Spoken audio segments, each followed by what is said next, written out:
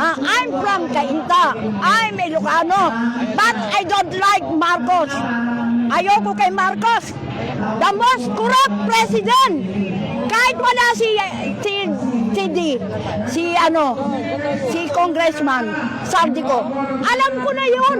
Katangan ninyo, sino pumirma ng GAA, BICAM, May Blanco? Si Marcos, bangag, tatandaan ninyo. Si Marcos ang the most corrupt president I ever heard. Kaya ako lalahok, inflation, ang talong, 200, ang galunggong, 400. Yung 1,000 mo, wala nang mabibili. Isa pa lang yun na malengke ko. Isa pa lang yun. Tapos, gusto pa niya si Marcos, bangag. Maglalakaw ka, Marcos. May kastang ka. Hindi kita gusto. Binoto kita dahil kay Sara noon. Uniteam. Kung walang uniteam, di kita iboboto. Sabi mo pa nga, dama ko, hirap nyo. Puro pala kabalbalan yung sinabi niya eh. Kinumpanya ko pa yan. Nagbayad pa ako.